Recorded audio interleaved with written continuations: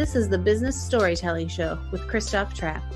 Name a top 20 storytelling podcast and a top 5% podcast globally. Christoph chats with thought leaders and experts to share tips and tricks that can help you tell your company's stories better to drive business results. Available wherever you listen to podcasts, live streamed on major social media channels, and part of the DB&A television network. Available on most U.S. television sets and streaming on Roku and Amazon Fire. Here's Christoph with today's episode. Let's go.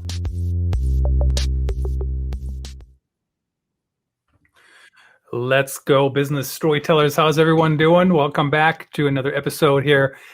Today we want to talk about branding. What is it? Why does it matter? Why should we do it? And the one thing I like to do recently is go back through the archives. We're almost at 400 episodes. 400. Who knew that many people would actually take their time and talk to me? I appreciate all my guests for doing that. And the one from the archives today about branding, Sam Horn. You might remember her. This was a while back, but Sam, of course, is an expert out there in branding as well. And then once we get back, we'll get to today's guest from the Nerd Brand Agency, nerdbrandagency.com, and they have a fantastic podcast that I believe comes out on Fridays.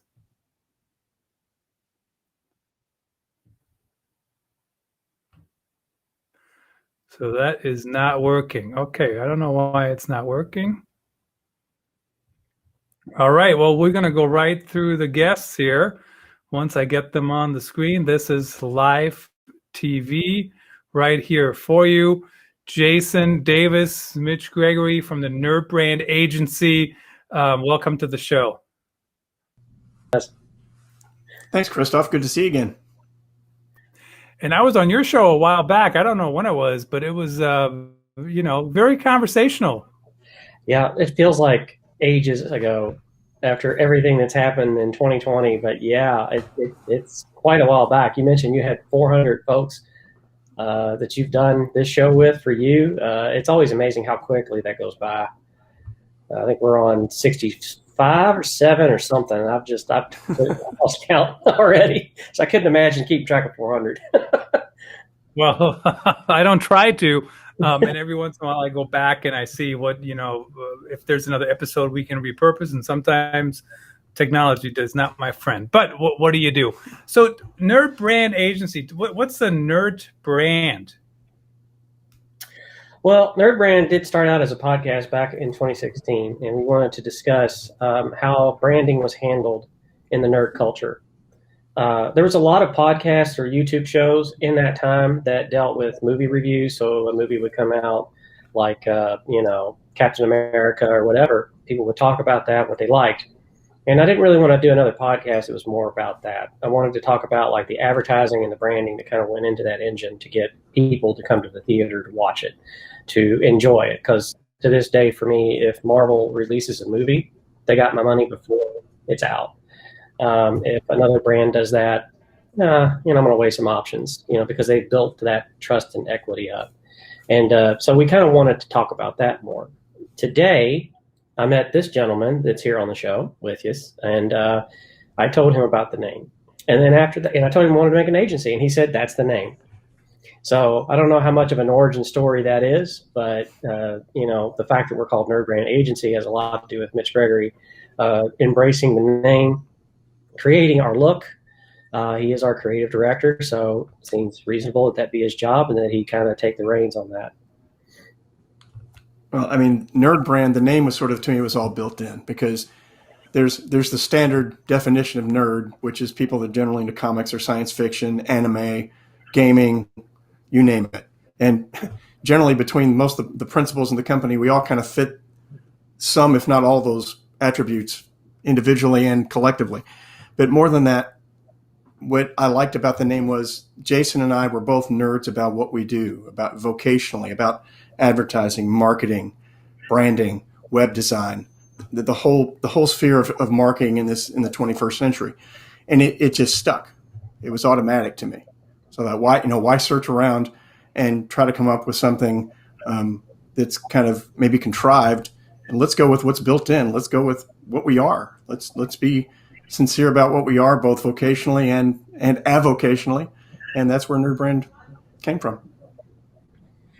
Awesome. And of course, building a brand, I mean, that's what we want to talk about today a little bit here. And sometimes it just comes to you, right? This is the brand, and you know, as long as the target audience, I guess, agrees, you know, that can work. But you guys specialize in branding. Tell us what's branding, anyways. What's the high level definition that people need to think about as they move forward? Well, Mitch and I may have different answers because I come from a web background. He comes from advertising background. But branding is that engine that there was a saying somebody said once that marketing is like repetitively asking for a date. Branding is what gets you the yes.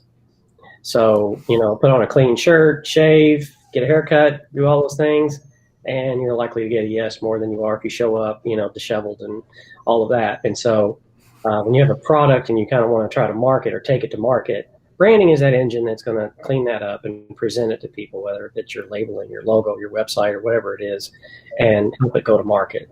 That may be a little bit more than what Mitch may say. I don't know, Mitch. What do you think? Well, no, I mean, I think there's two sides to it. There's the there's the practical side of branding, which is all the things that Jason just mentioned. It's your logo, your colors, your fonts, your the branding is the personality of your product, service, organization, whatever that is, packaged in a way that relates to your audience in the best way possible. And, you know, good branding basically is very honest. It's sincere. One of the things I tell people these days, and when we talk to clients, is you have to be honest about who you are and what you do and what you're selling, because in this day and age, authenticity sells, because it's far too easy for people to see behind the curtain these days. With the web and social media, people can pretty quickly find out if what you say and what you portray about your brand, if it's honest, if it's real or not. So what we strive to do is to take those qualities about a client, not just what they make and the way they make it, but the why they make it. Why do you do what you do? Because generally that's what sets your brand apart from anybody else that may be doing something similar to what you're doing. Or even if they don't, it still makes you that much more authentic with the public. Yeah. So we take a very holistic view of what branding means and the power that it has. Yeah, I had a very interesting morning, and I went to a group, and in the group there was a lady that was doing a presentation, and at the end of the presentation, talking about her business and saying, like, here's my team members, here's all this. At the end of it, there was a ton of questions in the boardroom about, yeah, but what is it exactly that you do? And they, even though that she, and I won't say who it was or anything, but it's a very like intangible type of service. And the presentation was very good, but when you have at the end of the presentation people asking you like to kind of clarify what it is you do, they're looking for like a label. They're looking for something to kind of ascribe to that, because anybody can have a great team or a great service. And to what Mitch is talking about, it's like we deal with those like a what, like you do that service, that is a what. But the passion behind what you do is really what we try to get to, because out of that, you're going to start to say things. Our ears are supposed to be tuned to hear that and help you better articulate that. So that if you're in a boardroom in a sales meeting, or if you're typing up, working with copy, and you want it on your website or whatever medium it's on, we kind of help you gather that together so that you can communicate that, so you can better communicate the why, like you said. And you know, that's something that I've been seeing in the real world. Like I said, it just happened this morning. So it's a branding is so important to kind of get right before you get into paid advertising or marketing or a website development project, because nobody really, and it's just by fault, because we're business owners. We don't really think to the detail of that minutia, but like when you get a website, you're thinking about how much it costs, but you're not thinking about what it says on there or what the images are or how your logo is presented to people.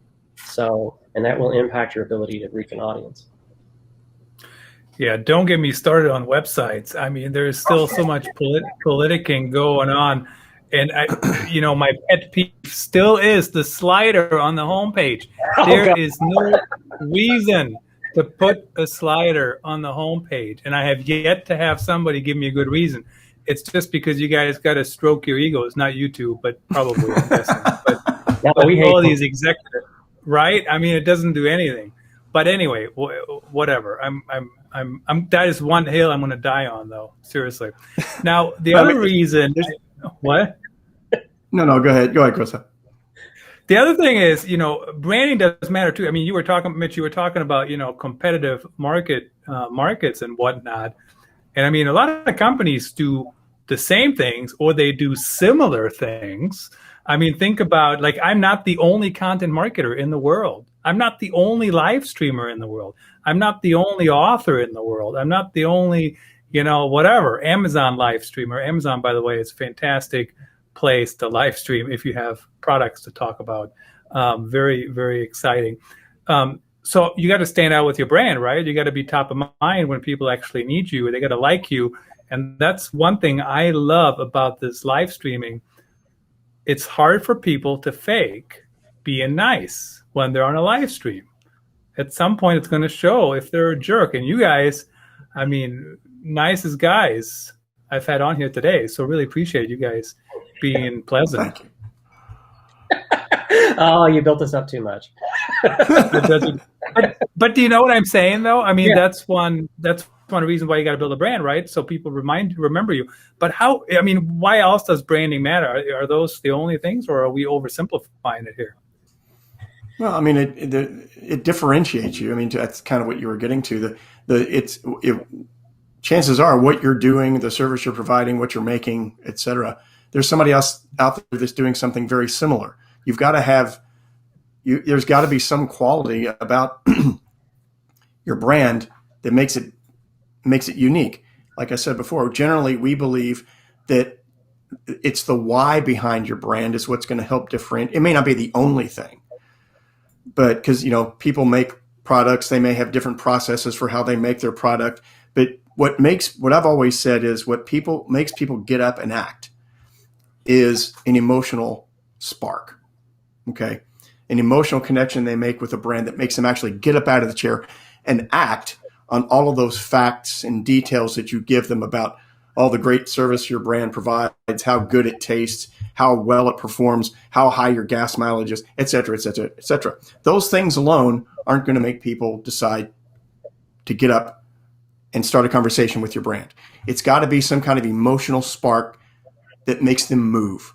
And it could be, we talk about brand stories. It could be the story of where your brand came from and why it came to be that might make people decide, hey, this is what I want. I want to be a part of this.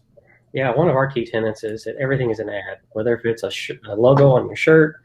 One of our past podcast guests said, yeah, imagine if you have a sign on your work truck and you double park and somebody takes a picture of that, puts that all over social media and just starts to, tear you apart because, oh, look at that guy, Mr.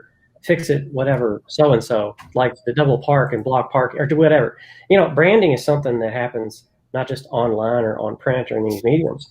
It happens in the real world. And now that we're opening up now more and having live events, a lot of the people that I come in contact with, they're just now remembering how I dress and how I act and the things that I say as a part of my either presentation or sales pitch or whatever it may be.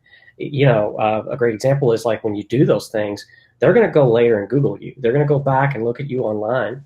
And so there becomes now the reason that branding is important is because, and why it matters is that, is it consistent? Is the experience they had with you in person going to be what is consistent digitally in other mediums? And you brought up we're not jerks.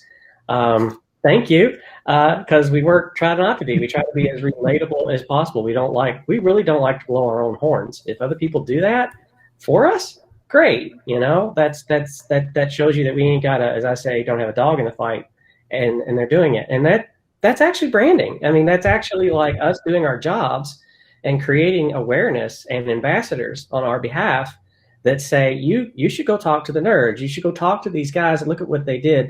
They really helped. And we love hearing that. No business owner wants to hear oh, it didn't really help out, or I don't understand what you do. Well, see, and that's, to me, that's the power of authenticity. When you're real with people, it makes it a personal connection rather than just a connection of convenience or a connection, a business connection where people are generally giving you 75% of their attention, while 30% or more is, okay, what's all this paperwork I've got to get done today, or all these other tasks I've got to get done today. If you make a personal connection with people, they're going to take more time with you, and they're going to be more honest with you, to be candid. Mm-hmm. They're going to divulge more about themselves. They're going to be willing to share with you more. So that's another benefit to solid branding, is creating a, what would you call it, 360-degree dialogue with your customers, because that, as a brand, you want that feedback. You want your customers to be honest with you, and if you're forthcoming with them, that's more likely to happen. Yeah. I mean, it goes beyond the websites and all that other stuff. It's an in-person thing as well. In person is not dead, even though it's not as common currently, because I'm still sitting in front of this fake background in my basement, well lit. Still got the same hair day that I've had.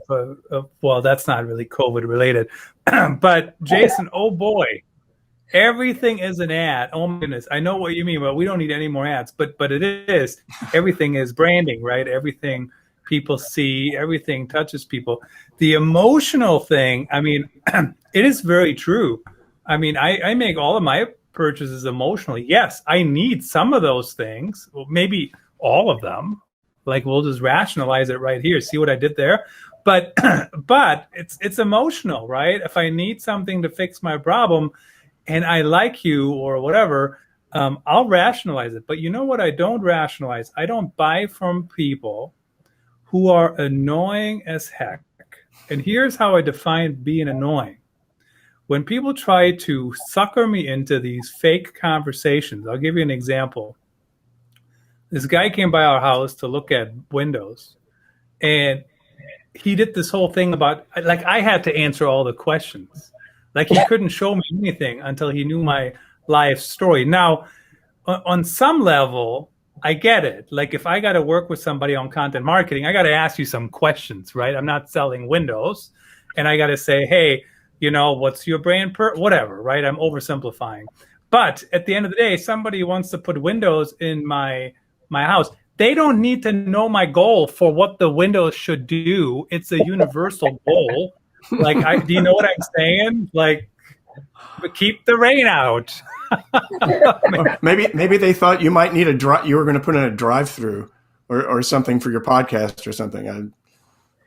Yeah. Well, so funny thing, my neighbor, so these fake windows behind me, they don't go anywhere, obviously, but the real window is right in front of me, right? You can kind of see it when I look up. And my neighbor out that way suggested I should put up a on-air sign. So every time I'm on air, they know, so they don't mow. And I'm like, you can mow, like you're not right there. But anyway, so yeah, there you go. That's the only thing I might do differently with my windows, but definitely not drive-through. Go ahead, Jason. No, I mean, sometimes the obvious is the obvious. And we're dealing with an intangible.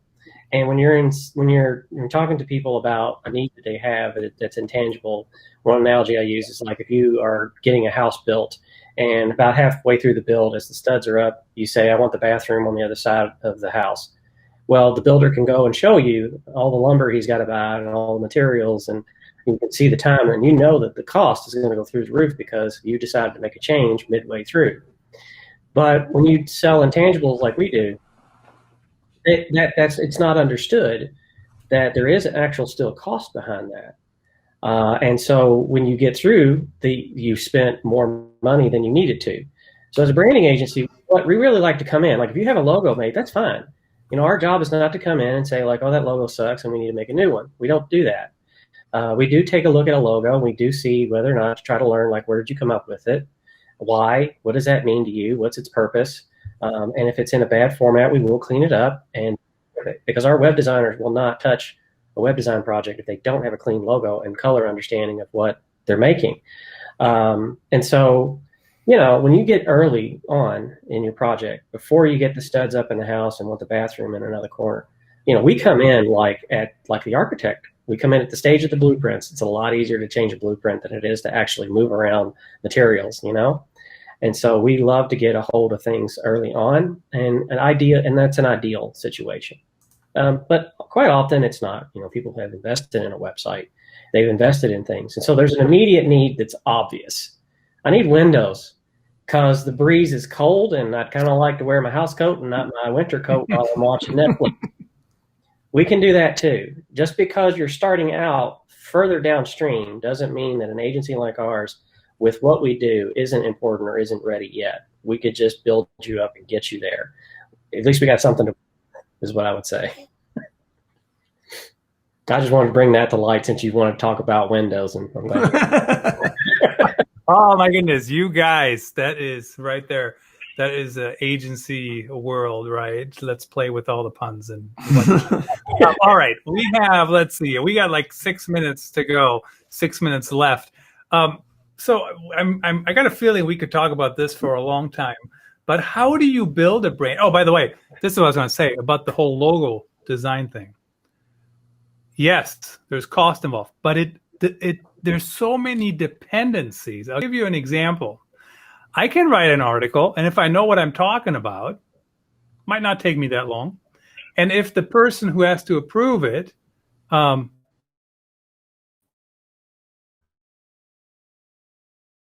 you know what I mean? And they make good edits. They don't just edit for preference. They edit for performance. We might be done pretty quick, And I'm a big fan of editing for performance. I'm not a fan of editing for preference, right? Oh, I like this word better because I'm the boss. That's just a waste of anybody's time. But, so the difference, and then on the other side, on the other far spectrum, you got the approval hell, right? Guys, I need this logo, and then I need to go through 15 steps in the company, and I might need 15 updates, right? Like at some point, that costs more than when you work with somebody who is collaborative. So something to keep in mind. But how do I even get started? How do I build a brand? I mean, do I start with a why? Do I start with, I've heard people say that many times, but do I start with what I stand for, or what's the first step? And then how do we move that up into all the different areas? I mean, there's so many. We had Jody Krangle on the show talking about audio branding, which I barely ever think about, but it's an important thing too, right? So what's the first couple steps? Well, I could probably begin with a brand standards guide. You have a logo, fine, but you don't have a brand standards guide.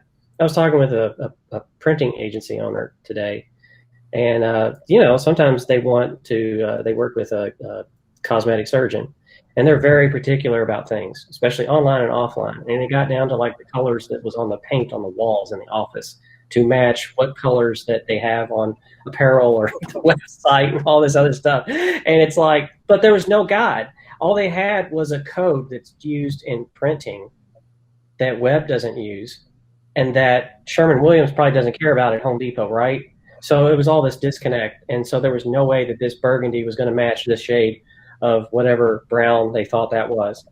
So, when you get started with branding, you got to think about just the look. Like you're creating a visual experience. And in order to do that, you got to get everybody on the same page. And it's hard to do that without some sort of guide. But that's how I would start with it.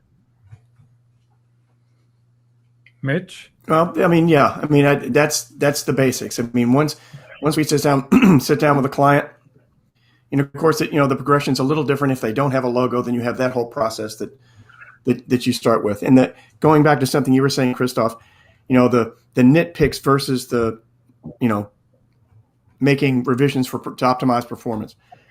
It's important, I think, to keep conversations with clients in the realm of the objective rather than the subjective, and try to set the tone that help clients understand, here's the things that really matter. Here's the things that matter a little less, and here's why. That in the long run, if you establish that up front, it makes for there's always going to be some bumps in the road, but it tends to make things move a little bit smoother if you set concrete objectives and couch everything you're doing, every move you're making, whether it's a logo design, copy for the website, picking colors. We make these decisions to achieve concrete objectives. It's like building a bridge. And if you start pulling spans out of that bridge because you don't like the way maybe it looks here or there, well, that bridge is going to fall apart. It's not going to function the way it should. So we always try to keep everything as much as possible, all the conversations in the realm of the subjective. We are trying to achieve a concrete objective. We want your brand to be known. We want it to be known for these things, and we want people to respond to it because of that. So that's probably one of the first conversations I like to have with a client. Yeah, because I mean, there's a lot of doors. There's a lot of ways to start. I mean, it just depends on where you're at in your business at the moment. Right. So, it's a very difficult thing to answer. How do I get started to build a brand? Some people may have an idea. Some people have something. We've got one customer that's coming in that has brand standards, has all the guides and everything. That's great. We still got to look at it to figure out what we're doing, but at least we've got that to begin with. So now we can actually start skipping some processes and try to figure out to get to what Mitch is saying. Yeah. They may have a visual brand already. Their visual branding may already be in good shape. Maybe our job is then, okay, but this brand's voice needs to be articulated better. Yeah. In the way the copy is written, in the way they're advertising and designed. All of those types of things. It's like Jason says, depends on where that client falls in the continuum with exactly what their needs are. Yep. Yeah. And certainly there's some things that are universal, right? I mean, if you're going to use whatever color blue, and you're not going to use an off-shade blue from that, right? This is your rule. This is the color, whatever. And I've seen companies like that. But then there's some things I think it's really difficult sometimes to take a step back. Let me give you an example. I was looking at this is not truly a branding example, but conceptually speaking.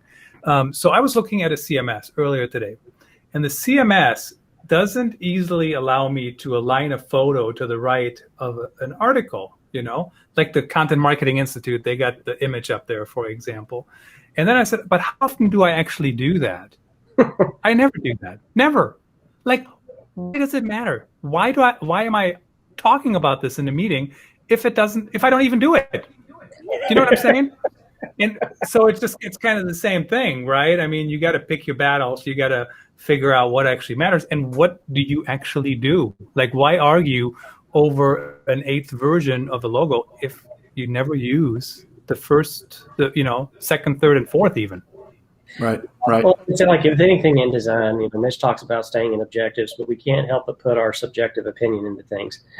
We all come from a position of presuppositions. If you've ever breathed on this planet, you have a presupposition about something. But the best metric you can do is, before you just go, hello world, don't test it out with your family. Yes.